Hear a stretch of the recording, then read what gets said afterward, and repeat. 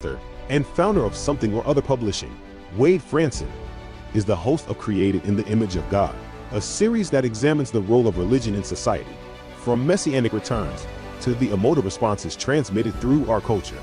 Wade fearlessly addresses reality claims from all directions, objectively exploring their compatibility with Holy Scripture. Tonight's episode, The Koran for Beginners, with Mekye Abdus Salaam. Good evening, everyone. This is Wade Franson. I'm your host with Created in the Image of God. Tonight, we have a very special show. We have an imam with us, and we've had him on the air before. It was some months ago, and at that time, we had technical difficulties, and most people couldn't really hear what he was saying. We had a test run in which everything worked perfectly, and right before we went live, we've been having a few technical issues again. But I'm going to invite the audience and myself to issue a quick silent prayer. Is there any remover of difficulties save God? Say, praised be God, he is God. All are his servants and all abide by his bidding. Perhaps that will assist us in removing any remaining technical difficulties. And without further pause, we'll invite Mekye into the studio and find out. How are you, Welcome, my brother? friend. Hey, how are you? Can you hear me? I hear you just fine. Okay. Well, you know, the devil works in mysterious ways. He seems like when he wants us to get working, he wants to interfere. So how are you, my friend? Well, we're very, very pleased. I'm doing just wonderful. We're very pleased to have you in the studio this evening for this show, The Koran for Beginners. And as the audience knows, we typically like to follow the theme of created in the image of God by finding out your creation story. Where did you come from? What is your origin story? Even going back to your parents, where they came from, and how it is that you were brought forth into this world, just to get to know you a little better. So I'm also going to throw in a nice little twist there and say that I'm very interested and curious as to how one becomes an imam. And I'm sure there are many, many paths to that, but looking forward to hearing your particular version of that. So please do share with us a little bit about your early years, your background, where you come from.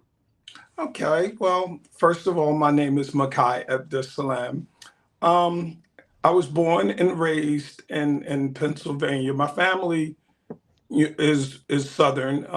We were raised and reared in Augusta, Georgia. Oh, I'm sorry. This is sliding. Please forgive me. We were moving up to heaven while you were descending. I don't know where. Well, you know, we try to avoid these difficulties here. Yep. So, just a little bit about my background. I was raised in a multi-faith family. Mainly, most of my family were Christian. I've actually have a background in parochial school. I was raised in Catholic school. In my high school and junior high school years, I was introduced to the Pentecostal and Presbyterian denomination of Christianity.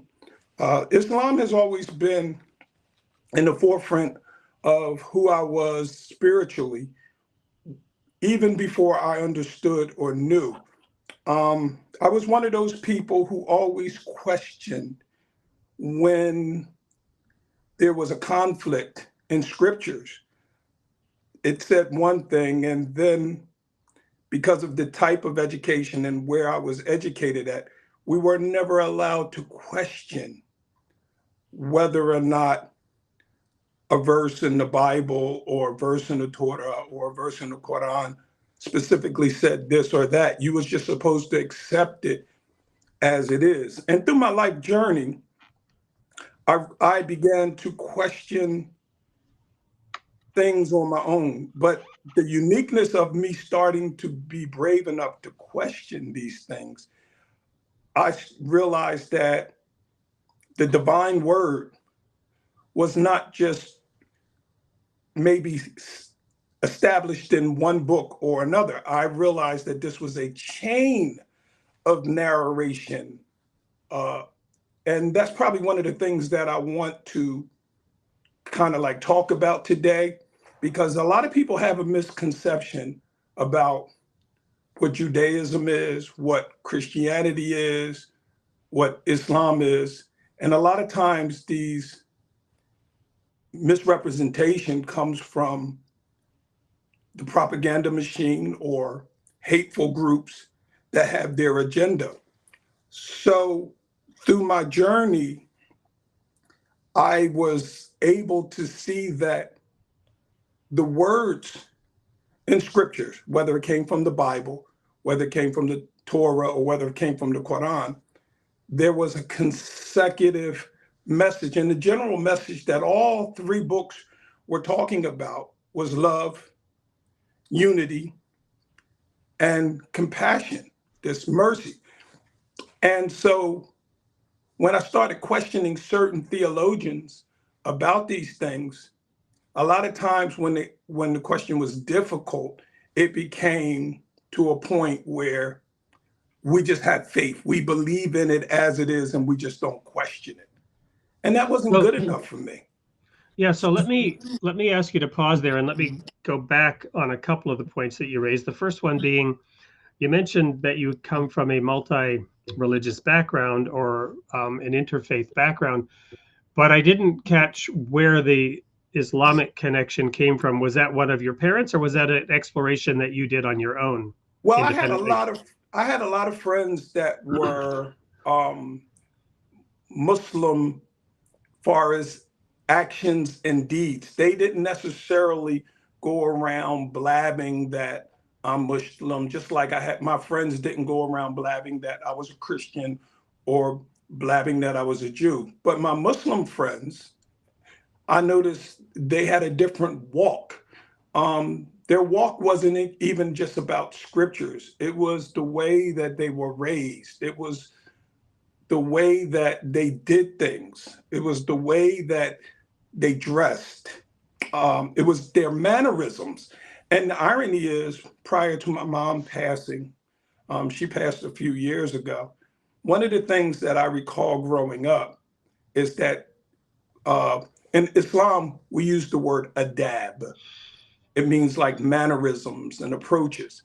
And this is one thing she always had us do, all my siblings, and a few of them are probably on the air as we speak. It was always yes, ma'am, no, ma'am, yes, sir, no, sir. And Islam has that same kind of discipline. The younger person or the child knew it's his or her place. And there was a reverence that was given to the adults or those who were in authority or charge over us. And the thing that differentiated Islam and the Quran for me was there was never a punishment or never a consequence behind asking a question. And that's what made me walk more so towards my Islamic faith, more so than following Christianity or Judaism. And allow me to elaborate on that just a little bit. I always felt like I was a Muslim because I understood the term of what Muslim meant, meaning submission to the will of God. But I have Christian friends who I think are more Muslim than some of the quote unquote religiously claiming Muslims are today. Same thing with some of my Jewish friends. They were more Muslims because of their submission, their obedience, their contribution to society. And so I think one of the things that I hope we talk about today is that, being a Muslim is not necessarily a religion, it's a lifestyle. It's how we approach everyday life and interacting with people. And it's funny that you asked about my multi-faith family and background, because Islam, and I don't want this to be in contention with anyone, but Islam truly distinctive from the very beginning was a religion that kind of propagated interfaith worship. There's a verse in the Quran, Surah 4, 136, where God talks about the people of the book, and that the Quran in and of itself is not a book with a new revelation, but one that comes to confirm the books and revelation that came before it. And those who were considered Muslim were those who believed in the oneness of God, who believed in the angels, who believed in all of God's books, who believed in the messengers. We ain't just talking about the Prophet Muhammad. We're talking about from Adam all the way throughout. Every messenger that we speak of, except maybe the Bab, has been mentioned in the Quran al-Karim. So this was something that was unique to me and that sat with me, like really stuck with me, because it was the only religion that didn't negate the Christians or the Jews, where in the other perspective, the Jews had issues with, or some Jewish people or Hebrew people had issues with Christians. And some Christians had issues with the Jews or the Muslims. And therefore, but the Quran was the only book that initially mentioned the Christians and the Jewish people and said that they were all not alike. And there were those who were submissive and did these acts of ibadah or acts of worship that were considered Islamic.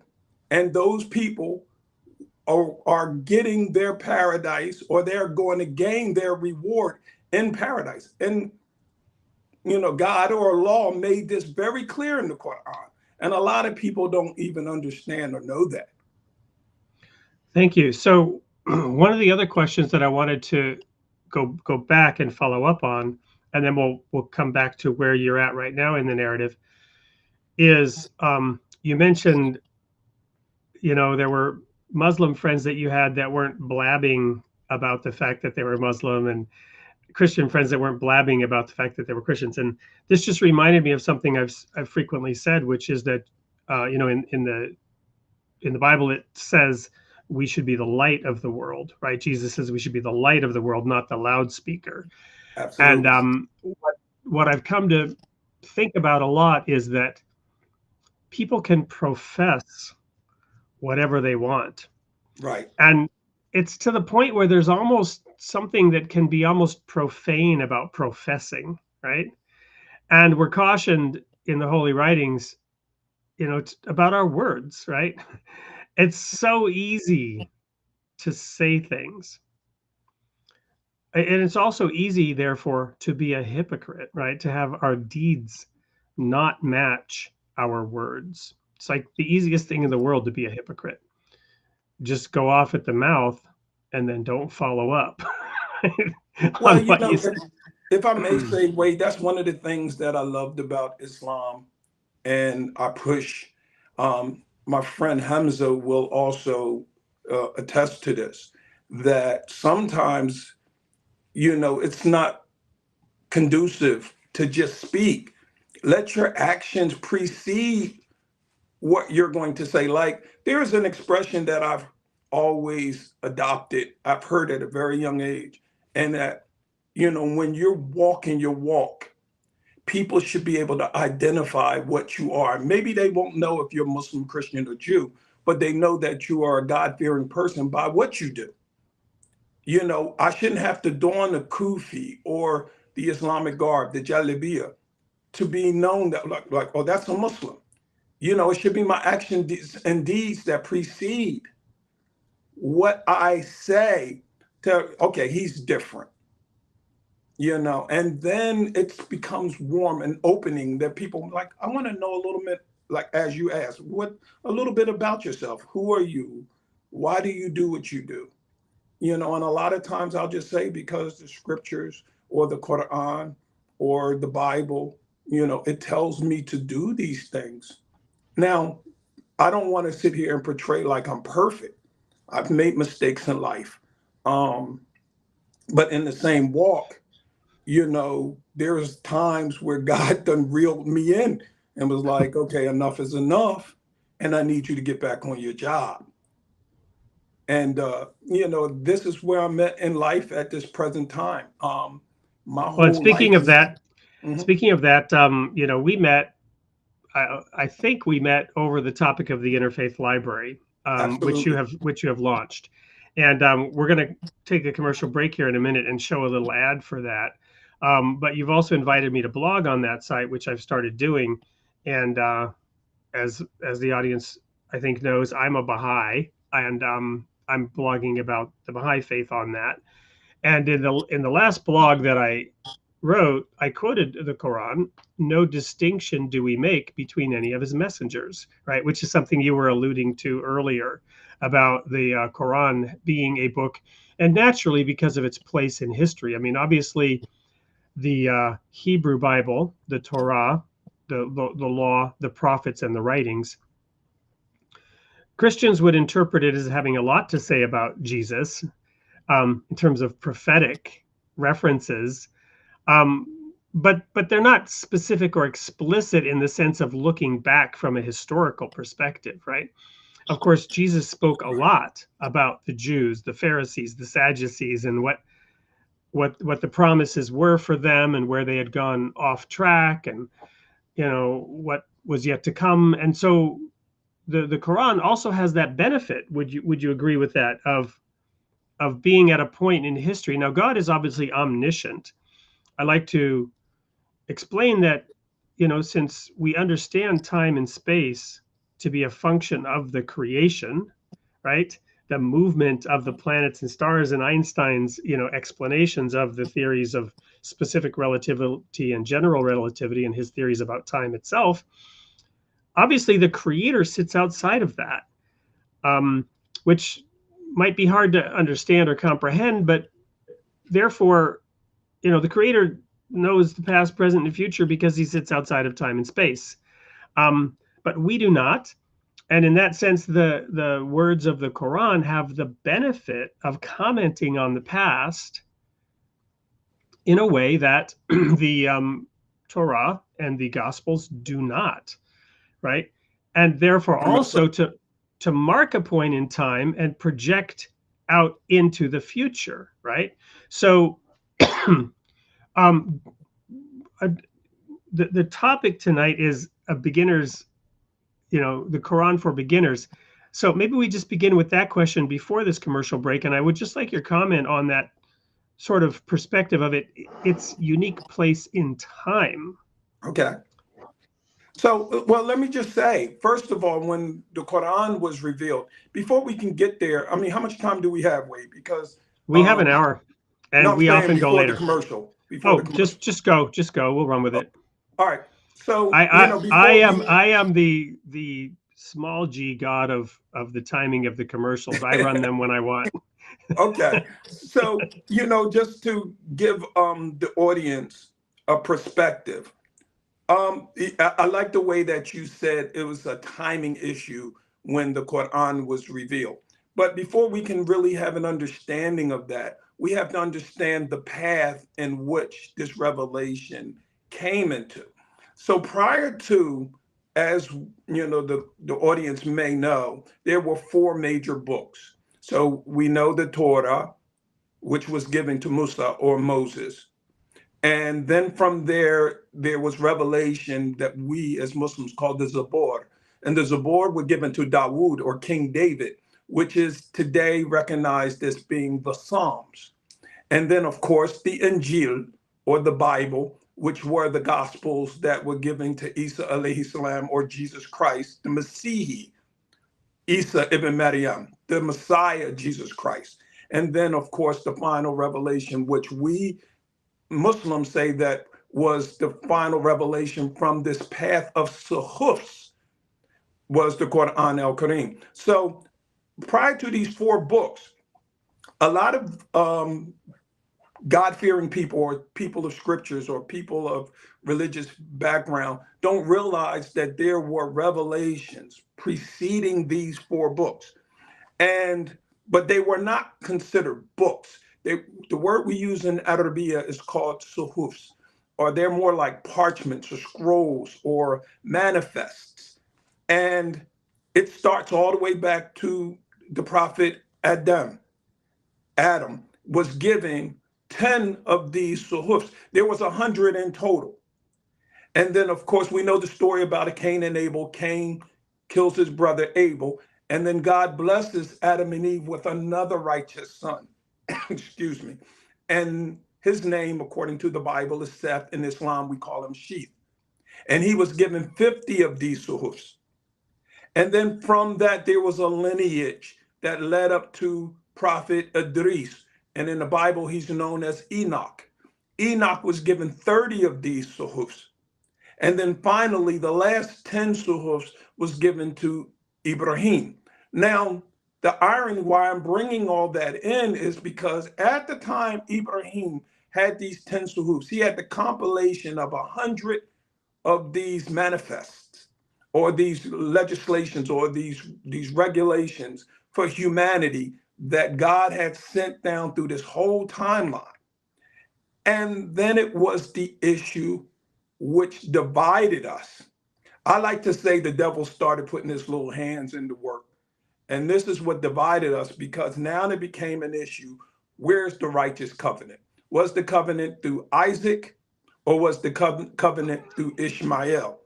And we can get into a real nice academic discussion about this, but the Christians in the Judeo tradition say that Isaac inherited the birthright. We as Muslims have a problem with that because Isaac was 11 to 13 years younger than Ishmael. Just real brief. And in Deuteronomy makes it clear that the birthright was inherited to the firstborn. Now, let's put a pin in it, because this is a really fascinating discussion that I want to have. Okay. But I think this is a good time to break for the commercial.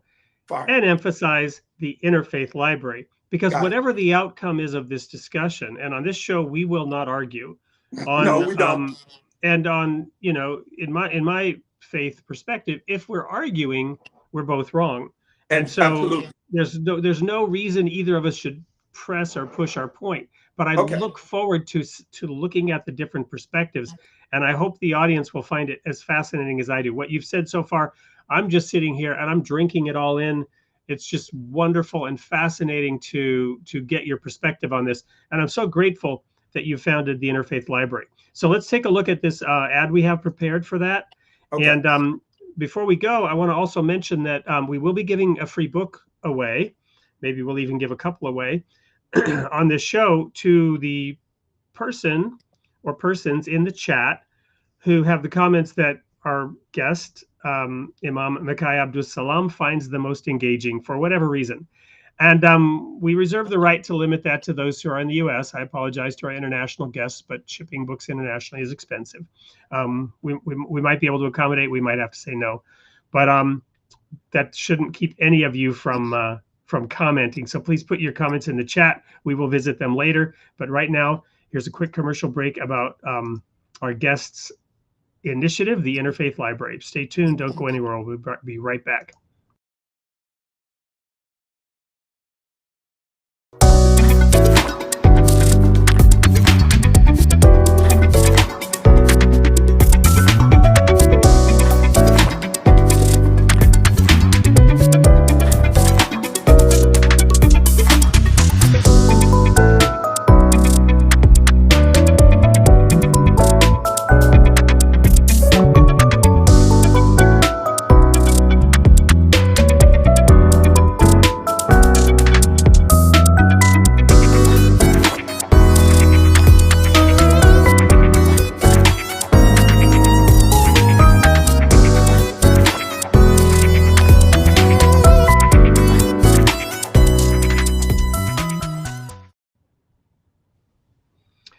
Welcome back. I'm Wade France, and this is Created in the Image of God, the Role of Religion in Society. I'm here with Imam Mekye Abdus Salaam, and there's a QR code. You can just point your device at that, and it'll take you to the Interfaith Library.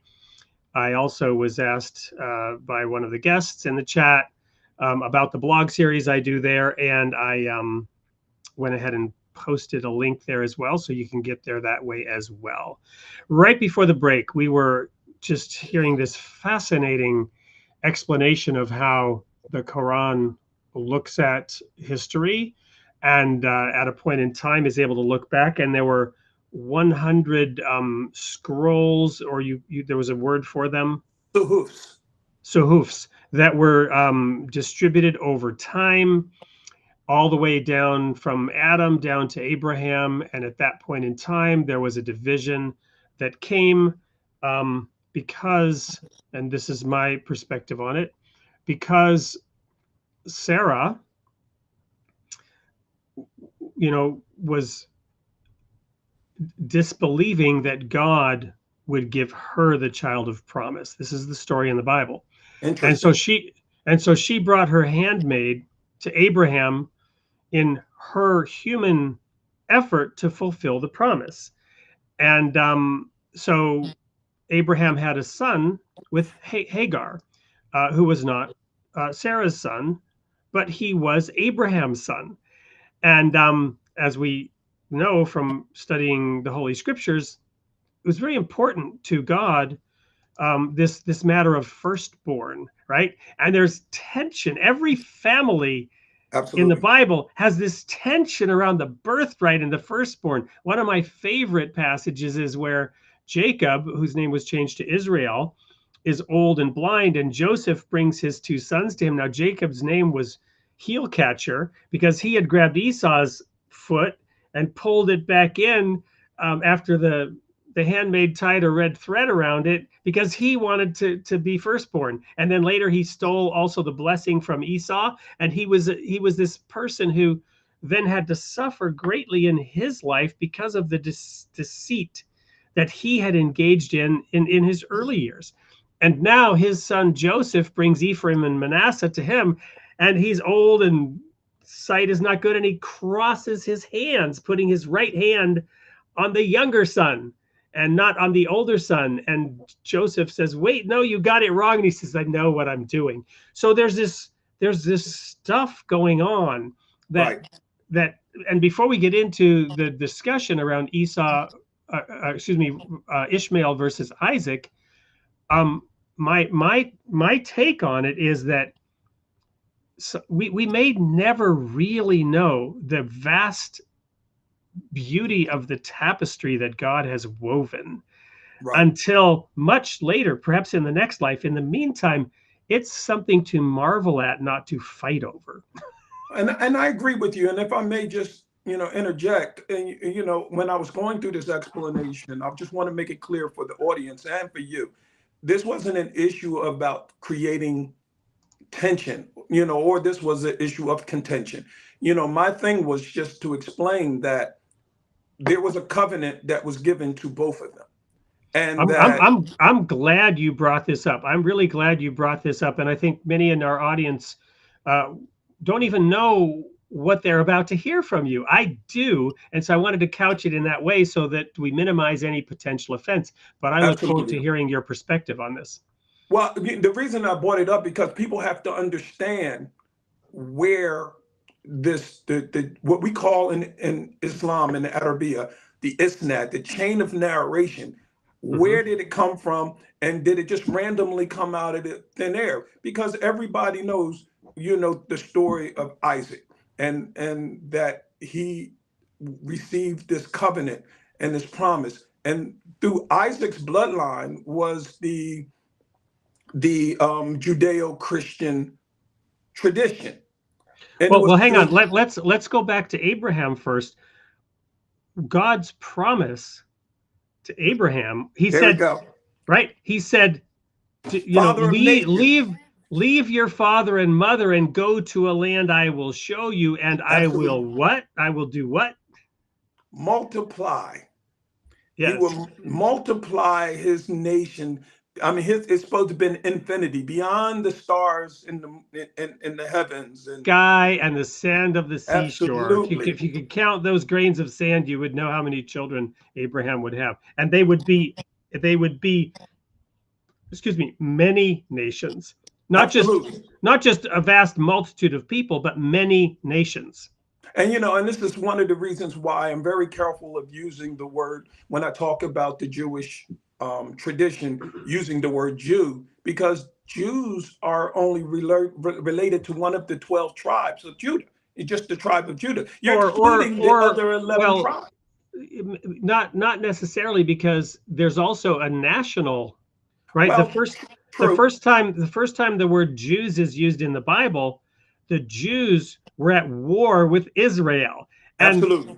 Israel was the northern kingdom of 10 tribes, and Judah was the southern kingdom of 2.5 tribes. It was Judah and Levi and Right. half of Manasseh, and maybe some Benjamin thrown in there. And then you also Absolutely. had something called the remnant of Israel, because there were people who left Israel because the nation of Judah was more faithful for longer, and many of the people in Israel fled south because of their desire to be more religiously, correct according to the Torah. Absolutely. But thank you for bringing that up. Sorry Well, for. but like I just, I guess the point I was making, through the lineage of Isaac was the Judeo-Christian ideology, and it's through the lineage of Ishmael was through the Islamic tradition. But when we take that crossroad and bring them back together, it still comes from the origin, or the lineage of scriptures to follow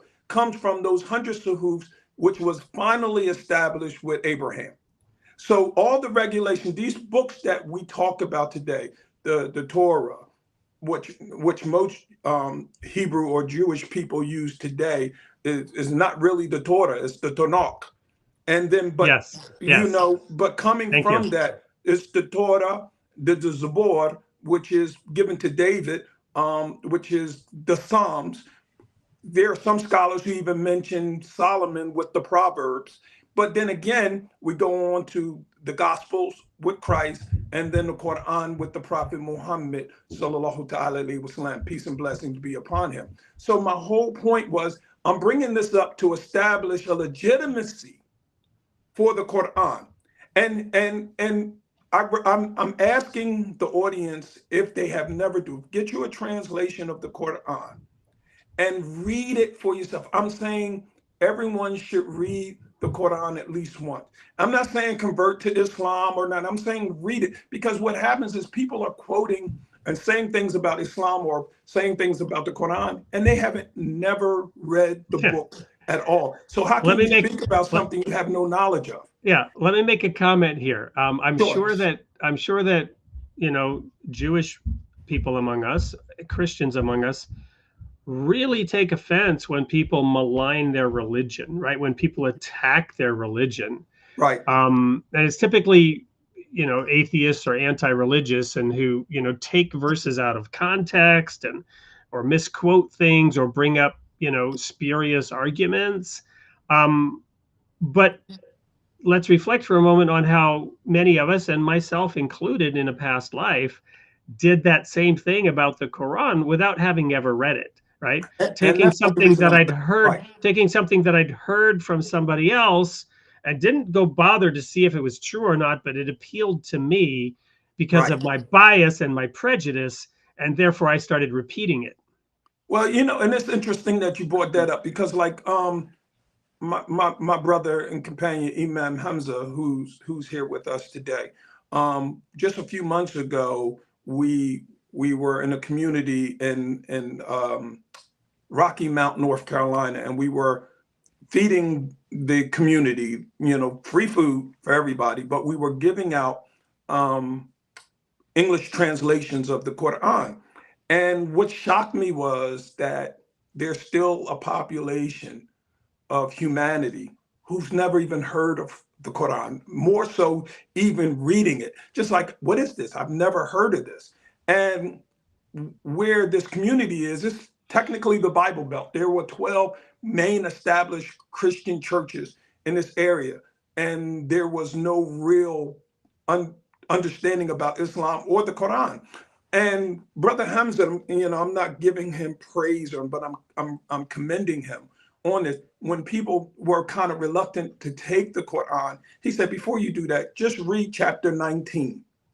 Chapter 19 is the chapter about Mary. The whole story of Christ is in chapter 19. And most of them were so shocked They was like, wait a minute, y'all, your Quran has a whole chapter on Mary. I mean, this isn't to denounce another scripture, but yes, the Quran has an entire chapter of Mary. And then one individual came to me and he was like, well, this is beautiful, but Muslims don't believe in Christ. And I said, who told you that? You just read the chapter. Well, how do we know you didn't just handwrite this? You know, we acknowledge that Christ was the Messiah. We acknowledge, because Allah says this in Quran, said he was the Messiah ibn Maryam. He was the Messiah, the son of Mary. And it also says that he was the Kalam of Allah. He was the word of Allah. It also says that Allah's spirit, his ruh, was with him. So when we had this conversation, and I said, where do we differ? We believe that Isa was the Messiah. We believe that he was the Kalam of Allah, the word. And we believe that the spirit or the ruh of God was in him. Where do we differ? And well, the thing is, it's just a difference in interpretation or a difference in understanding. And I'm saying that shouldn't divide us, because if we're literally saying that we agree with you without putting our own biases and prejudice and interpretation on, this is what God said, and this is what we do as Muslims when we recite the Quran. We take what God say, we don't put our own twist to it, and we just move out on it, period. So I know where people differ on this, and I'm not even going to bring it up, but I'm going to make a comment, which is, one of the reasons I know where the difference is because I came from a denomination in which I was in the ministry, and we were given a series of, I think, 31-hour lectures by a scholar whom I greatly respected about the nature of God. And this 30 series, you know, back in the day, it was VHS. Every minister had to watch this, and there were some things in there that I disagreed with, and I disagreed with them from a theological perspective. And most of the ministry, in fact, almost 100% of the ministry disagreed with what was in that series of presentations before they went through it.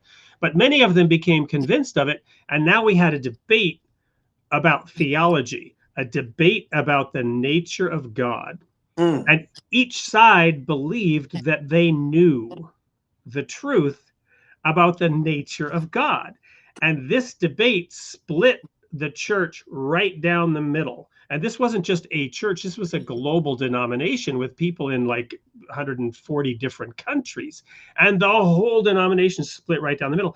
And I was caught in the middle of this, and I was looking at this and the horror of it, right? The horror of it, and realize this is the stupidest thing, that we're arguing about something that none of us can really know, right? Well, you know, if I may add to that statement, Wade, the beauty of it is the Quran, since we're talking about the Quran does something very beautiful when we're talking about the nature of God. You know, as I recited earlier, I told you about Surah 4, chapter 4, verse 136. But there is a lot of our belief system that comes from that is fundamentally explains the nature of God without necessarily making you feel like you have to delve into it. It's called Imam Mufassil, which is the seventh kalima, or the seventh active or testimony in Islam. And it goes a little something like this. Amantu billahi, I believe in God, or I believe in Allah, kama huwa, as he is. We don't put any conditions on who he is. But for those who want to receive that, we say, well, how is he? Well, we know he's Ar-Rahman and he's Ar-Rahim. He's the most compassionate. He's the most merciful. All of the attributes that we talk about when it comes to God, we talk about all the positive. But then we believe in all of the angels, wa kutubihi, and all of the books, wa rasulihi, and all of the messengers, wa yamil akhiri, and the day hereafter, wa qadri khairihi wa sharihi min Allah ta'ala. And we believe in death, life after death. You know, we believe that comes from that the qadr, the divine decree Good and bad comes from God because he's the best of planners. He knows what we know not. If I may share with the audience, just approximately 8 months ago, I never drank, I never smoked, I never abused my body, I never used illicit drugs. I was physically fit, I was an athlete, and for out of the blue, my heart just stopped. And I had to go undergo major heart surgery. And to this day, there is no explanation why my heart was in the condition that it was. It wasn't diseased. It didn't have. It just went bad and decided to stop this one day. But because of that, there's a verse in the scriptures that says, "Be still." It forced me to be still and to hear God, and it made me put more effort and more work into Interfaith Library. It made me be, and like I said, as a Muslim, yes, I have Muslim companions who struggle with Interfaith Library. Why are you doing this?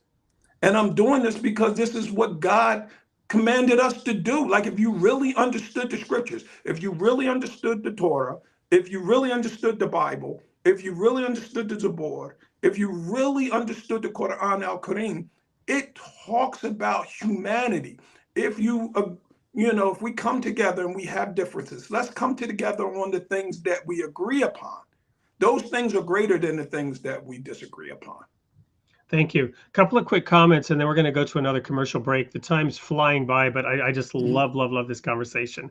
The first comment is, where two or three of you are gathered together in my name, I will be there among you, right?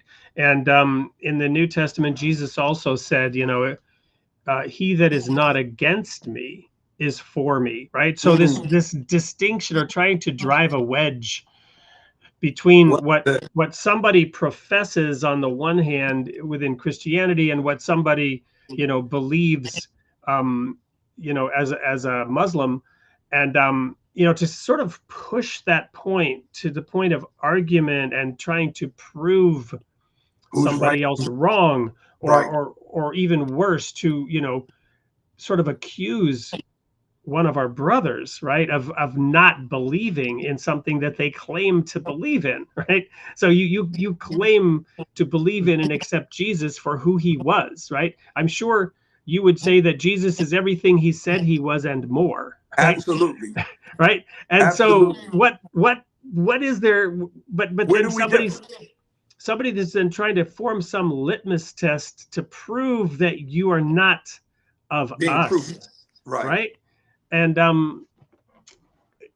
anyway, I could go on and on about this topic, but I just am so grateful to what you've brought. So we're going to go to a quick commercial break because you don't yet have a book. I mean, you are writing, but I don't think you have a book to offer. Is that right, or am I mistaken? I have my own. No, I have my personal biography. It's a hard read. Yes, I definitely do have my part one of three. I have 3-part biography coming out, but part one is available. Okay. And yes, I can, if you want to, add that to the prize. I'm willing to do that. Okay, perfect. So I didn't know that, and I should have clarified what it's called The Journey with a Life Sentence: A Black Man's Love Story. What we can also do is create a little book trailer for you for future use. But the one we have ready in the studio is my own book. And so what we'll do is we'll do a twofer. You'll get mine and Mekye's. We'll go to that commercial break, and remember to put your comments in the chat. And perhaps we'll have Hamza join us if you'd like later to continue this discussion. Don't go anywhere. We'll be right back with more from Imam Mekye Abdus Salaam, Koran for Beginners. And I hope all of you are enjoying this as much as I am. We'll be right back. Don't go anywhere. What do divorce, kidnapping, ancient prophecies, and the collapse of the Soviet Union have in common with the music of the Beatles? These are all elements of author Wade Franson's traumatic autobiographical journey, recorded in his best-selling book, The People of the Sign. He effortlessly weaves these elements together, proving once and for all that truth really is far, far stranger than fiction. Order your copy now on Amazon or by emailing orders@soupllc.com.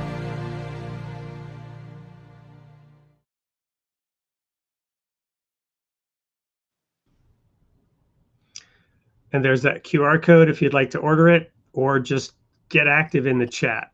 So it occurred to me that we did not actually have you explain the Quran's version of the story of Abraham's sacrifice of his firstborn. Well, it's a difficult discussion since, like you said, we're on this interfaith mission. The best way that I can articulate this without controversy or creating contention, we believe as Muslims that the sacrifice was not Isaac, that it was Ishmael. And the reason that we believe that can actually be also attributed to some of the words that were in the Bible. The Bible goes to say in English translation, because this is not in Hebrew, it's in the English translation, that God asked Abraham to sacrifice his son, his only son.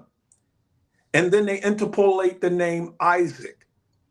However, there's a problem with that just from the English perspective, because the word only implies that Ishmael wasn't alive or wasn't born or was not the son of Abraham. And if we're going to hold on to the word only, which is in the Hebrew language, then only means it has to be representative of the son, the only son that was alive. And at the time, Ishmael would have been 11 to 13 years older than Isaac. Now, if Isaac was alive and Isaac was the sacrifice, and we're not here to debate whether he was or not, then the word only, which is in Hebrew, should not be in it, because now Abraham has two sons. Now, here is the other thing I would like to add to that. The question or the debate that I've had with scholars in the past was the fact that Hagar, since you brought her up, was illegitimate. The Hebrew word for the wife of Abraham used for Sarah or Sarai was Aisha or Isha, depending on how you want to pronounce it. This exact same word in Hebrew was attributed to Hagar. The exact same word. Let me clarify. No. Okay. I want to jump in and clarify something here.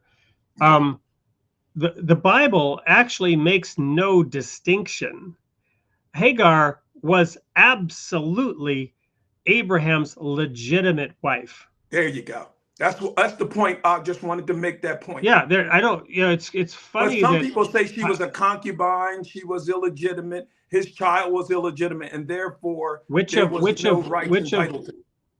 Jacob's wives was illegitimate, because he had two wives and two concubines, right?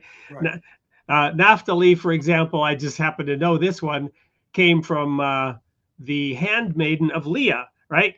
Right. And so Rachel and Leah each had handmaidens, and there's this whole story about how they were competing to be the wife who had the more children, and Leah was the one giving birth, so Rachel gave Jacob her handmaiden, and then he was having children with her, and then Leah gave Jacob her handmaiden. So these women were competing with themselves and the handmaidens to have children by Jacob, but they were all the legitimate sons of Jacob. Nobody contests. Right.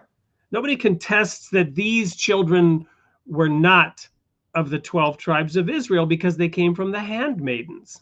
Well, this is one thing I would like to ask the audience to do, because I don't want, the one thing that as a teacher or as a preacher or a lecturer that I do, I don't never want anyone to take what I'm saying, faith-based without investigating themselves. So for my Christian brothers and sisters who may be tuned in, get you a copy, if you don't already have one in your library, of the Strong's Concordance. And then go look these verses up for yourself, the story of Abraham. you will verify that the word used for Sarah and the word used for Hagar were identical. And even in English, if you don't want to go through the burden of doing this research, even in English, the Bible states that Sarah gave her servant to her husband Ibrahim as his wife. The word is just explicitly said like this in Right. every So English so translation. So we can't. let's The point move I'm on, making because is, to me that's not even contested. But well, some people do. what understood. But what I want to know is, what does the Quran actually literally say The about this? Quran literally says that the sacrifice was Ishmael. No, what are the exact words? I'd like to know the exact words. Oh, well, I have to get the Arabic. I don't have it Because with me at the time. I because wasn't prepared for that question. But here, it definitely was here's my Ishmael's name. here's my perspective, just to lay the groundwork here. Abraham, according to the Bible, just according to the Bible, which I know, because I've studied it for 50 years, Abraham sacrificed both his sons Okay. in two different ways.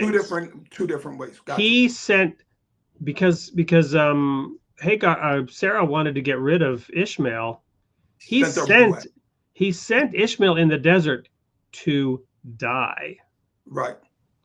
And an angel came and saved Ishmael, according to the Bible story. Absolutely. But that would have possibly been unbeknownst to Abraham at a moment in time. Right. Now, remember, you have a time element. And at one moment in time, you hear about a car crash, and the initial report is your son was killed, right? And you later find out that report was erroneous, but for a period of time, you believe your son is dead. I mean, just throwing that out there. So I want to know exactly what the Quran says, because I'm always fascinated. I'm always fascinated by people thinking there's a problem when maybe there's not even a problem. There's not. But I will say this, and I will get that for anybody who can log back into your site or come to Interfaith Library. I will make sure that I specifically by tomorrow will have that whole, and you give me something to blog on tomorrow, that whole detail, so Sure. You can have it. Well, we'll also have you back, but I love the fact that, I just want to say this too. Go ahead. The sacrifice that the Quran explicitly talks about was the sacrifice of him being laid on the pillar and being stabbed. There was no ambiguity in whether it's was this the sacrifice, or as you, and I love the way you said that. But I'd also like to know the sequence of time and the sequence of events, because I'll give you the tafsir on that. But the other thing that we know is that not every detail is recorded. Well, we see, and the difference between Arabic or the Quran and other extraneous scriptures or sources, the Quran in and of itself has always been, since it was instated over 1,400 years ago. It's not just a literal read that any and everybody can just read and run off with. It has something what we call a tafsir. A tafsir is an explanation for every verse in the Quran. There are 6,236 verses. If you go to any of these tafsirs, it is an explicit explanation of every verse, 6,236 verses. In fact, some verses are so small that they can have 2 or 3 pages of explanation for that. And in the same regard, the other tradition that the Quran or Islam has that is beautiful, that works alongside with the Quran, we have these compilations called hadiths, which are explanations from the Prophet. And even those hadiths have a compilation called the Shar, which is an explanation and it's the same. It's the same with the Hebrew scriptures, right? And the Tanakh. Absolutely. And then you have the Targums. And so, you have these layers. But the thing is, at some point, in the Baha'i faith, you also have something called Pilgrim's Notes, right? So, and we are told, they're available and we're encouraged to read them, but we're told don't trust them. Because Really? they are not authorized. They are, in other words, it's not don't trust them, but if there's a difference between a pilgrim's note and the higher level, you throw the pilgrim's note out, right? You follow me? So it's like that. There's a hierarchy. It's not that we But don't the study them. The problem we have with those, like even in Islam, we have hadiths that have lesser or greater grades. There you go. We do. Yep. But the thing is where we differ, the Quran differs from a lot of the other scriptures. And I want to make two statements, which I hope everyone finds very interesting. The first statement I want to make is that when we look at scriptures, when I say scriptures, the Bible, the Old Testament, each version of the Bible may have books, depending on whether you're Catholic or whatever your denomination is, that are removed. But there is also a compilation of books, as we know, called the Apocrypha. And it's one of those similar things that you're saying, because these books have not been canonized. It's saying that we should, if you're a layperson, you should avoid reading them. But what leaves you kind of like incomplete, because you don't have different versions or the fulfillment of a complete story. So you have to kind of like piecemeal it. And this is where your own opinions start coming up. Well, maybe it's this, or maybe this fills in the gap. The other thing I want to share before you hold your thought, and this is something I remember one of my teachers said to me a long time ago. And again, I hope no one here takes offense to this. But the Quran, if we take every spiritual book, I'm going to just keep this short. If you take every spiritual book there is in the world, whether it's the Bible, the Torah, all of them, and throw them in the ocean.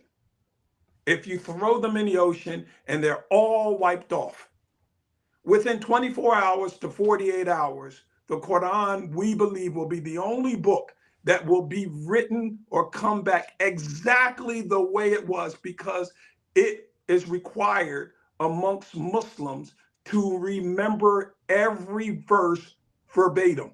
And even amongst our audience, we may have a couple Muslims right here in our audience who can recite the Quran, all 6,000, either 236 verses from front to back. There was a time that before I got caught up into some distractions, that this was my life stone, just recite. But there are Muslims amongst us, they call Hafiz. I'm guaranteeing that in this conversation, there is one or two Muslims somewhere in here, could start right now, and if we were going to be here till tomorrow sometime, could recite the whole Quran from the beginning to the end. And this is one of the miracles of the Quran. We can't really say that about the Bible, because it's in English, and everybody's not going to remember every English word verbatim. In Hebrew, no, it's not even in Hebrew. There are multiple original texts. There's Aramaic, Exactly. And then anyway, but so I don't know if Hamza would like to join us, if he's available. But just invite him in. I will. But I'm just giving him sort of advance warning versus pulling him by the nape of the neck. So you're kinder than I am, because sometimes I don't give it to him. I was like, you just got to take over. So I just wanted to welcome you, first of all, and invite you to introduce yourself in just 1 second. The reason I wanted to bring you into the studio is I love what you're saying about this knowledge of the Quran and the requirement or the strong encouragement or requirement to memorize the whole thing. I really want to get into the word jihad and have each of you sort of explain that, because to me it's this submission and this dedication that is to be celebrated here. And I think there's a lot of misconceptions around that. And so Hamza, please introduce yourself to our audience, and then we'll bring up that topic a little bit. And Hamza can go ahead and answer it first, because I'm interested in hearing if he's okay with it and his response. Assalamu alaikum. Hello to everyone. First of all, I'm honored to have an opportunity to be on the program. It's an awesome platform. The dialogue that's going on between you two is wonderful. I just want to say that in your question about jihad, in its most basic understanding, as far as Islam is concerned, it's the striving. It's the striving of one's nafs, the strive to overcome personal things that may be going on in your life, personal things that may be affecting not just you, but that could be affecting others that you may have to overcome. So the jihad in the simplest context is something that will forever be a part of the human's makeup because we're always striving. And this is one of the reasons that we pray, not just as Muslims, but we all pray even as Christians, whatever of the three uh, the three Abrahamic religions. right faiths that are most known to us, the Jewish faith, Christian faith, and the Muslim faith. But on another level, then you have jihad also, where one may be implemented in terms of defending oneself, defending one's property, defending one's life. So the jihad that you hear when you may not you in particular, Brother Wade, but on TV when Islam is somewhat dehumanized, is this jihad, whereas though we go out and we take innocent lives, which is totally contrary to what jihad represents. And you see these Muslims yelling Allahu Akbar, running in the buildings and things of this nature. And this is totally not a practice of Islam. This is not what the Quran teaches. This is not what the Prophet Muhammad sallallahu alaihi wasallam brought. And this is not, and as a matter of fact, we don't want to stop there. None of the prophets or messengers of God ever taught this way.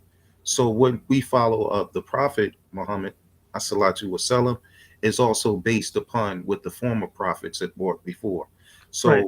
Allow me to interject just one thought here, and that is that Jesus said, "Let him that is without sin cast the first stone." Absolutely. I challenge anyone to highlight a religion that did not have followers who have committed deeds like this, right? Right. So that is an important point. One doesn't judge the religion necessarily by the followers of that religion. Of course, one also does judge the religion by the followers, but in a limited way, right? So anyway, go ahead. Sorry. Yeah, no, and it's a good point because this is a concept of jihad, and as a matter of fact, it's a name that some people actually name their children because those who understand the religion, they give these names which are glorifying Allah to our loved ones, and it's not in a way where as though to stigmatize what someone else may think of what the religion is when they may think of jihad in their mind. So we have to take an opportunity to demystify what has been made mystified amongst the people. And Well said. thank you. It was a great question, Brother Wade. And to follow up with Hamza, I agree with him, and he kind of really took my words. Basically, what fundamentally jihad is a personal struggle. It's overcoming your personal struggles, whatever that may be. And yes, there is a time where you're allowed to defend yourself and defend your property and defend your family. But this is not even the jihad that the propaganda machine is propagating. It's making, like Brother Hamza said, this reckless abandonment of just murdering people for no reason whatsoever. And this is not Islam. And even though I don't know if you're going to ask this question, Brother Wade, but I'm going to also add another word that is sometimes misrepresented, and that's the word is Sharia. All the Sharia is a divine order or legislation or regulations or provisions or injunctions that your scriptures have ordered you to do. And because, when we say as Muslims, like Allah subhanahu wa ta'ala says in Quran, A'udhu billahi minash shaitanir rajim, Hurimat alaykumul mayta wadam walahim khinzir. Forbidden unto you is the metat, meat that hasn't been slaughtered properly, the blood, drinking of blood, and the flesh of the pig. So when a Muslim adheres to that, he's actually adhering to the Sharia. Right. He's staying away from those things that were considered haram or forbidden, and Right. he tries to enjoin on those things that are permissible. Allah subhanahu wa ta'ala also says in Quran, Amr bil maruf nahil anil munkar. Command the right and forbid the wrong. This is part of the Sharia. And the irony is, I'm going to leave the pig issue alone, but the irony is, Amr bil maruf is a legislation or Sharia that's in every religion. Command the righteous Right. and, Right. and So forbid the wrong. let me jump in and just say, one example of that is kosher, right? And I Mhm. want to bring up something which we won't talk about right now, but I want to have you both think about it, because I'd love to have you back on a future show. We're at the end of our hour. In the Okay. past, we've gone another hour afterwards, and I've enjoyed it, but I'm trying in 2024 to shorten it and keep us all honest by keeping us closer to that 1 hour mark. Got it. But for a future show, I want to have you back and talk about this idea that I have.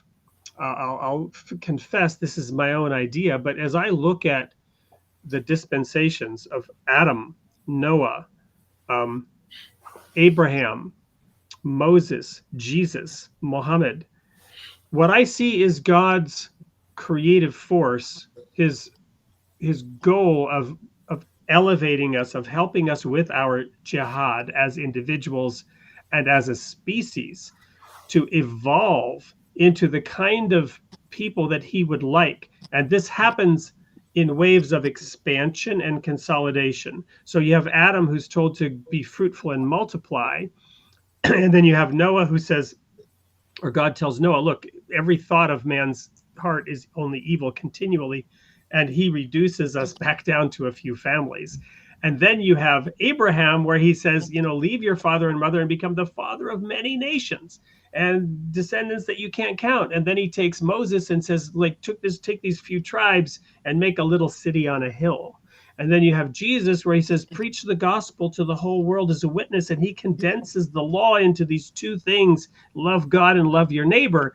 Right. And it's a free for all. And we have, as a result, the decadent Western Judeo-Christian society. And then you have Muhammad, who says, no, we need to focus on the law, and you should memorize every verse and you should live by every verse of God. Of course, Jesus said the same thing, but the emphasis, right? The emphasis was slightly different. So you're either expanding dramatically, or you're consolidating, you're teaching, you're sort of enforcing.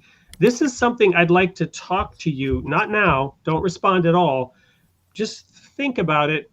I'd like to talk about this when you look back from the Quranic perspective on what these various messengers of God did, and even these 100 scrolls. I'm forgetting the word again now. Suhufs, the 100 suhufs that were given over time. I'd love to have maybe that conversation and dive into that. But having said all that, and sorry for not giving you a chance to respond, I'll give you time to reflect, and we'll have you back. Fine.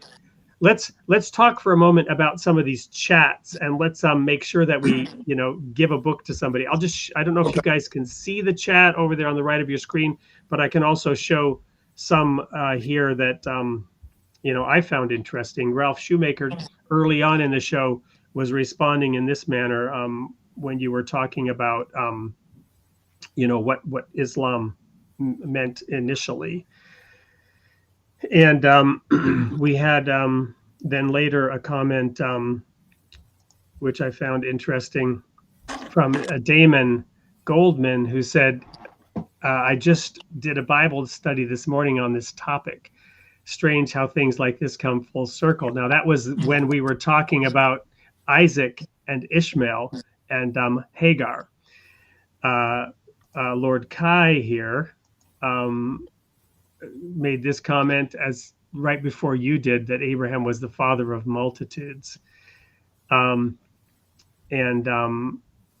he was also commenting about having said perhaps negative things about the Quran earlier in his life when we were talking about that. So I was watching some of these chats as they came in when I was sharing my thoughts about the schism that ripped my denomination apart. The word was referencing the Catholic Church. So I don't know if any of these are particularly interesting to you. A.M. Sterling had this comment to make. There's just so many good comments tonight that it's not easy to express certainty in your belief in a way that doesn't offend. I like that. I like whoever said that, they could get my book. All right. Because A.M. that Sterling. is that is so true.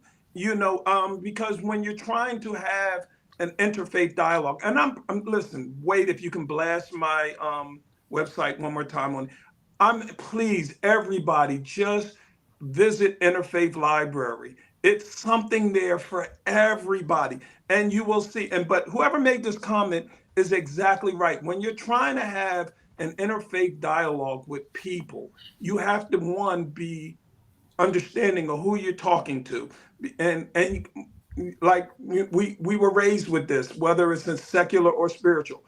Religious and political conversations are really hard to have with people because you have to pretty much walk on pins and needles so that you don't offend nobody, because especially in the English language, you can say one thing and it can be misconstrued. Let me give one example, and this is off topic a little bit. And I think, the academics in this audience will appreciate this. I was asked once, what is the definition of nice? Nice. And I understood this from a lexical point of view. And the person was very shocked. I said, when the word nice was introduced into the English language, it wasn't a positive one. In fact, if you go into a thesaurus, most of the time, the first 2 or 3 definitions are negative. It's not until the 3rd or 4th definition that we have this positive consent of nice. So now that we know that, and me and you and I, we could be having a conversation and the person can interject, and I can feel like that interjection is asinine. I mean, like, he was nice. That was a nice thought.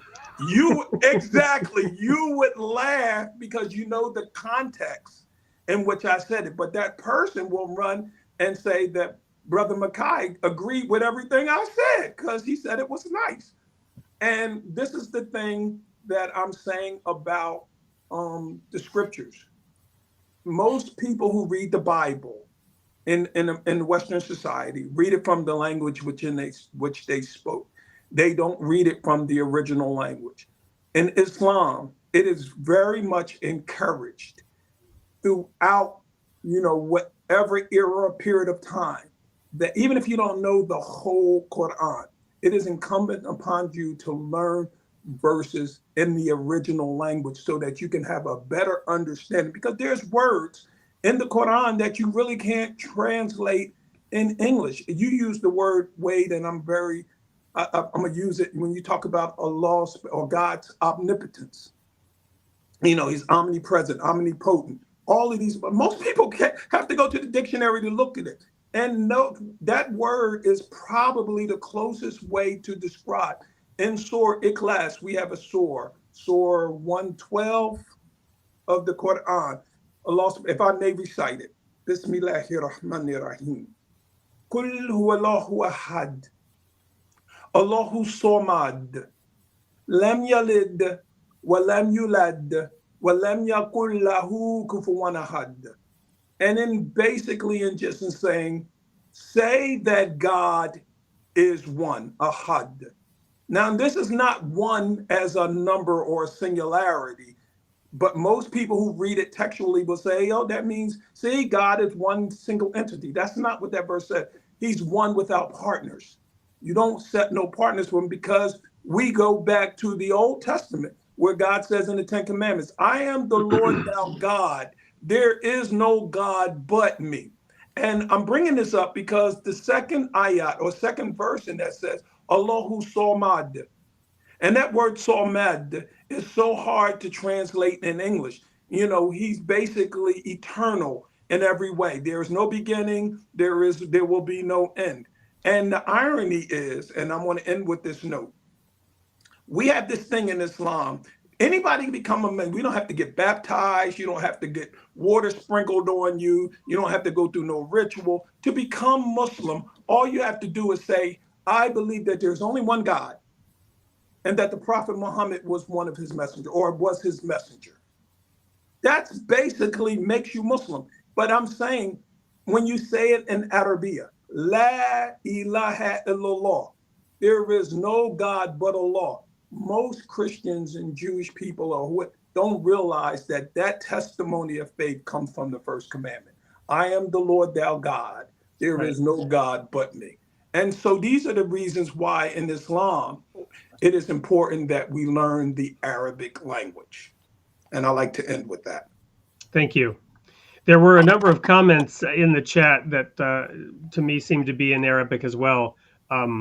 Here's one from Heartfelt Son who made a number of comments. I have no idea what that is. Oh, Hanafi Fiqh. Alhamdulillah. Alhamdulillah. And he also reminded us not to forget Greek in terms of, you know, some of the languages. Oh, absolutely. Absolutely. And I also want to I want to go ahead and say that A.M. Sterling, I think we have your address because I think you've previously won a book. It's been a while on the show, and happy to send you the book from Imam Mekye. But I'd like to award a copy of my book then to The Word, right? Who commented, yes, there does. That flew by. In other words, he wants to have you guys back. And I also want to honor Lord Kai by explaining that he clarified, no, he had not been speaking ill of the Quran. He was referring to reading the Quran. So I shouldn't, I misunderstood that he had said, yes, been there, done that. Okay, alhamdulillah. So anyway, thank you. And do me a favor, Wade, that address to the person you want me to send the book to, if you have his email address or an address where I can contact with him, just let me get that so I can get his address and I'll send his book to him. Yep. 1 second, I'm just typing in the chat here. And then in case A.M. Sterling is already out, congrats. And I'll just say if your address hasn't changed, if your address has changed, let us know. Alhamdulillah. All right. So I only have one more thing to do other than to say once again, from the bottom of my heart, thank you for coming and sharing your faith with us on Created in the Image of God. It's just been a rich blessing to have you here tonight. I want to let everybody know that next week, we will also have a returning guest, Barbara Brehan, who is a associate pastor of a Baptist church in Virginia, will be back with us. And she and I will be talking about some of the initiatives that we have been doing together since we met on the show, including the Hillcrest Orchard Camp program, what we did down at the Desert Rose Baha'i Center, and some exciting things that are coming up next year in her neck of the woods in Virginia, where she has several Christian pastors across different denominations cooperating to bring a program for young people to her area. So Hamza and Mekye, thank you so much for being here tonight. Well. And I do hope you'll accept our invitation to come back again soon and continue this conversation. Would love to. Any final comment that you'd like to leave with our audience? Well, I mean, if I can leave out with Islamic prayer, I like people to always hear the tone of our language, if that's okay with you. Absolutely.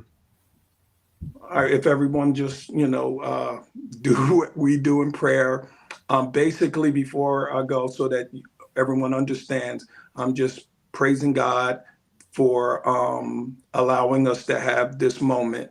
And I'm also going to ask him to forgive me for anything that I have misspoke or anything that I have said that have entered your heart and wasn't correct or didn't feel correct with you. Subhanaka Allahumma wa bihamdika ashhadu wa la ilaha illallah wa ashhadu anna Muhammadur Rasulullah. Allahumma anta rabbi la ilaha illa anta khalaqtani wa ana abduka wa ana ala adika wa wadika masadatu. أعوذ بك من شر ما صنعت أبوء لك بنعمتك علي وأبوء لك بذنبي فاغفر لي فإنه لا يغفر الذنوب إلا أنت. آمين. Amen.